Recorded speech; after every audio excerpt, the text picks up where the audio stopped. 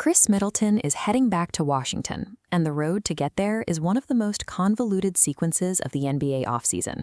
To make this happen, front offices had to engineer a massive six-team domino chain. We're looking at a web connecting the Wizards, Mavericks, Clippers, Pistons, Bucks, and Grizzlies, all tied together through a maze of draft picks, trade exceptions, and intricate cap gymnastics. And the player standing in the center of this massive logistical puzzle, 34-year-old veteran forward Khris Middleton, returning to the Wizards. This chart shows the immediate contradiction facing the front office.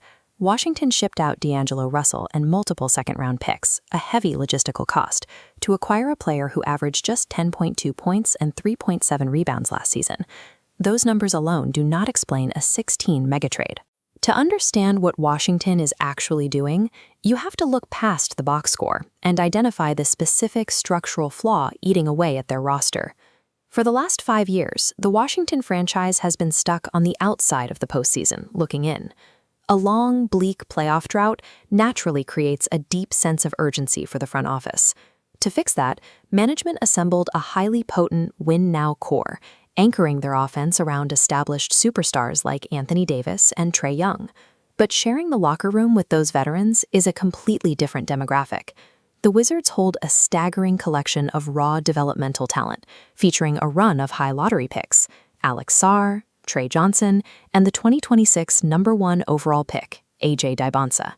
So if your bench is already overflowing with high-usage scorers and elite teenagers, why was an aging role player the team's absolute top priority? The front office wasn't trying to add more offensive firepower. They were trying to patch a dangerous architectural gap that threatened to pull this entire team apart. The mechanics of this return required precision. Middleton agreed to a highly specific 3-year, $17.6 million contract designed exclusively to facilitate this 16 cap swap. This is a sharp reversal for Washington. Less than a year ago, they actually shipped Middleton out to Dallas as part of the exact same blockbuster package that brought Anthony Davis to DC. This diagram illustrates a highly polarized team design called a barbell roster. The talent is entirely concentrated at two extreme ends, leaving a massive vacuum right in the middle. On one side of the barbell, you have players in the middle of their prime. They carry sky-high ball usage rates, and they expect to compete for a championship immediately. On the other side, you have the teenagers from the 2024, 2025, and 2026 draft classes. These prospects are years away from their prime and require a massive amount of patience, developmental reps, and margin for error. When you try to run these two timelines simultaneously without a stabilizing center weight, the tension between the demand to win today and the patience required for tomorrow usually fractures the franchise. Middleton's exact skill set provides that missing center weight. He acts as a functional bridge connecting these two entirely different timelines. For the veterans, he is a seamless vet.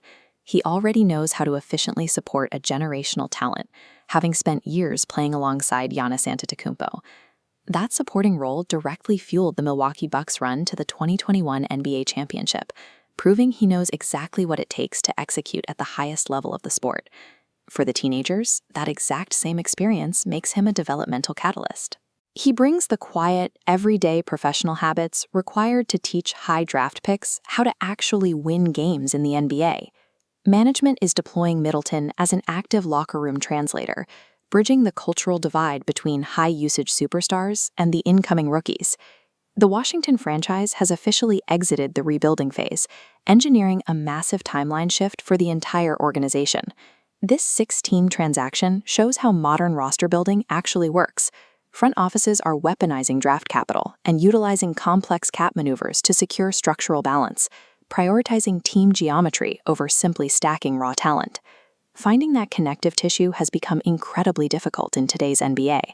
Acquiring genuine cultural stability and veteran leadership now commands a massive premium on the trade market, because assembling a hyper-talented roster on paper is useless if you aren't willing to pay the steep logistical price to connect them on the court. The stakes for Washington's immediate future could not be higher.